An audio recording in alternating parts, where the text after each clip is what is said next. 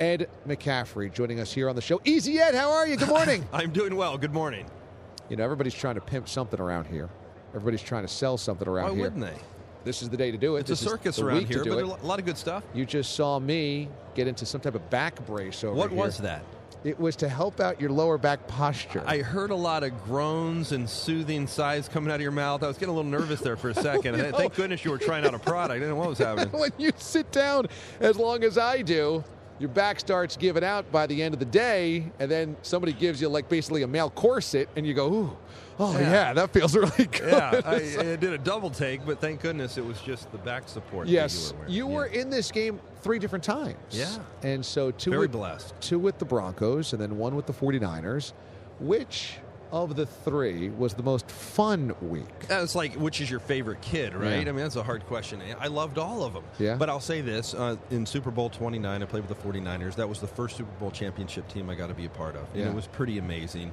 A lot of incredible Hall of Fame players on that team. But, Super Bowl 32 was the first Super Bowl victory in the history of the Denver Broncos. And I got to line up in the victory formation behind John Elway as he took a knee in the last second, ticked off the clock, and remember the festivities and the parade and everything after, and the emotion on so many people's faces. I mean, when I was in San Francisco, that was the 5th Super Bowl that team had won. Right. The first with Steve as the starting quarterback, so there's a lot going on there. But in Denver, just to be part of the first ever Super Bowl championship in an organization's history, and John Elway's first Super Bowl victory, one of the greatest players in the history of the game. And just to see the raw emotion on his face, joy, tears, just the whole thing. It was such a special opportunity to be part of that team. Indelible moment, Pat Bowlen saying this one's for John. And going into that game against the Green Bay Packers, the Packers were defending champions. The Broncos had been blown out in all of their Super Bowls, and nobody gave you guys a chance. 14-point underdogs, I think, 2 weeks going into the game. And I know Coach Shanahan had that conversation with us. Hey, don't believe the hype. We thought we were the best team in the league the year before. Got upset by Jacksonville. Yeah. But, we were in shock after that game and couldn't wait to get another chance to win. And certainly a lot of things have to happen. But we felt really confident in our ability against the Green Bay Packers. And Shannon Sharp, and we bit our tongues and didn't say a word. Just, we expected to do our talking with our play on the field. And so it was a great game. It was a great team, but we felt very confident going in that we could win. Another element of that is forgotten is at that time you guys broke a super long drought for the AFC winning the Super Bowl. That was 97. You had to go back to 83, the last time that an AFC team had won. So it was kind of like we always get to the Super Bowl, and every year the AFC gets destroyed, and this is what's going to happen again. And I think because of that, it colored how people viewed how good you guys were. You guys that year, 97, went to Arrowhead and won the divisional round, went to Pittsburgh and won the AFC Championship game. You were beating really good teams en route to play the Packers. Yeah, I think for how many years? It was the NFC East and the 49ers, pretty much. It won for a decade. And so, but we had a lot of talent. It wasn't like we were chopped liver. I mean, we were Hall of Famers, at least 3 on that team, with a lot of other Pro Bowl, All-Pro caliber players. And again, I thought we were the best team the year before. It was unfortunate. We exhaled and lost the game to Jacksonville the year before, but we had a lot of the same guys back that were hungry and couldn't wait to get an opportunity to do it again. Ed McCaffrey joins us here on Radio Row at Super Bowl 53. Give me what it was like to be at Mile High Stadium when it was rocking, because the new stadium's fine, but it's not the old stadium. And the old stadium with the stands bouncing up and down and just how crazy loud it was. What was that like? Yeah, I was lucky to play in that stadium and lucky to wear the old uniforms. Feel like I was part of Broncos history. Did wear the new uniforms in the transition and played in the new stadium, but the fans were right on top of you. You had the south stands, and they're making noise. And, as a player, people always ask, which stadium do you like better? I'm like, well, I love both of them, but I was glad to play in Mile High because I didn't care about the restrooms and the concessions and the seat space. I'm down on the sideline. Not your problem. Well, what do I care? I just love the rowdy fans, and they love football, and they used to make a lot of noise in Mile High. Yeah, I could only imagine playing in front of those guys. You were playing on the offense. Steve Atwater was playing on the defense. And I always loved talking to guys that played against Steve because Steve laid the lumber. When you were watching him, hopefully he didn't lay out you in practice, but when you were watching him on the sidelines lay out other people, were you just like, man, I'm glad I didn't get hit by that bread truck? Yeah, I got to play against Steve when I was with the New York Giants in Denver. And the first time I saw him, I couldn't believe he was a safety. It was him and Dennis Smith. And I had to do a double take. I'm like, wait, is this the same guy? Like, is this, you see him on film, it's one thing, but then you see him in person. I mean, is he a linebacker? Is that who you want me to block in the run game? I couldn't. Right. I'm like, are you sure? Is there another smaller guy maybe somewhere? Not the same 27. You know, his nickname, a lot of people refer to him as the Silent Assassin, but he's the nicest guy on the planet. If you met, he's literally one of the nicest people you meet, but as you can see in Super Bowl 32, he laid 3 people out on one hit. He was big. I mean, all of 225, 230, 6'4", strong as a linebacker. You couldn't really block him in the run game. You got in the way, right? You're mirroring him. Yeah. You're not really moving him anywhere. And then you're crossing the middle. You knew where Steve Atwater was. I'm hoping he's in the Hall of Fame here pretty soon. But phenomenal player, even a better guy. I know. He's just a Hall of Fame dude in general. Your son, Christian McCaffrey, has had a tremendous start of his career. This year, he really kind of exploded. I think he felt really comfortable in that offense. They utilized him in a perfect way.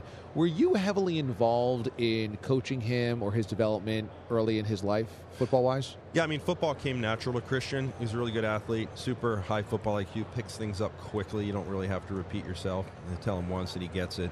But yeah, I mean, I worked with all my kids growing up. Fortunately, he had a lot of good coaches along the way as well. As a dad, you try to put him in a position where they have good coaches and can learn from them. But he's a sponge, man. He's always listening to what coaches have to say, what other players have to say, what other running backs have to say. He's a student of the game. He loves football, really, which is why he's that way. Was there any hesitation when you have kids of, okay, I played football, I don't need them to necessarily follow my footsteps, or were you encouraging it because you saw something in them early or that they loved it or something? No, we never signed any of our kids up for football. My wife, Lisa, played soccer at Stanford, and so they all started out playing soccer. And she was such a hard coach. They said, we could do anything. Let's play football instead. She was running ragged, running them into the ground. But we waited for them to ask because we agreed. We're like, look, it's a rough sport. Lisa, my wife, was married to me for 13 years in the NFL. And, it takes a toll on your body. And she's like, if they want to play, great, but they certainly don't have to. And living in Denver, I certainly didn't want them to have to follow my footsteps and, live up to an NFL player's expectations.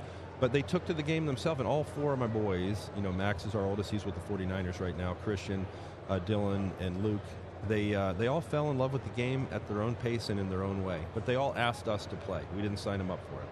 You played in some great teams, and I can't believe it's been 20 years, but 20 years since that 98 Broncos team.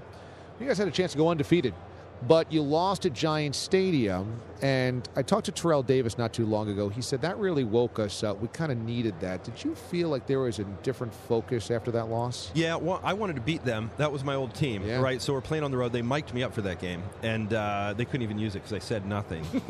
Well, I think the only thing I said at the end of the game, they're going to throw it to Toomer. That's all I said, and they did, and they won. But, a bunch of my old teammates were on that team, Kent Graham and all those guys. And I still have friends within that organization, and I wanted to beat them really badly. I didn't want to lose to New York, but to this day, I swear, and Coach Shanahan will never admit it, but I think he kind of sandbags down the stretch of the season. We played Miami, lost to them too, then we blow them out in the playoffs. Yep. But I think when you get to a point at the end of the season, I don't know how coaches treat it. There's a fine line between showing a team that you may play again what you're all about, and trying to win the game. And so, my agent Marvin Demoff at the time said, would you rather lose this game and win a Super Bowl than go undefeated and lose a Super Bowl? And it was kind of fortuitous because it happened in New England after they went 16-0 and lost the Super Bowl. And certainly I'd rather, lose that game and win a Super Bowl. But, honestly, I'd rather win all of them. Go undefeated and win the Super Bowl. But in a way, it might take some pressure off. Now you don't have to worry about being undefeated. Now just worry about winning the game. So maybe Mike Shanahan sandbagged you guys. I thought he did. I asked him about it. He said no. But I'm thinking, the routes that he was calling for me were not ideal. I was hoping for better. But maybe he'd probably say, well, get open, and we wouldn't have had a problem. But I just noticed a trend, and you notice it sometimes with other teams. They might lose to a team that they expect to see, or they lose a game because they're resting starters or injured players. And you have to, it's difficult. There's no right or wrong answer. But how do you get your team ready for the playoffs?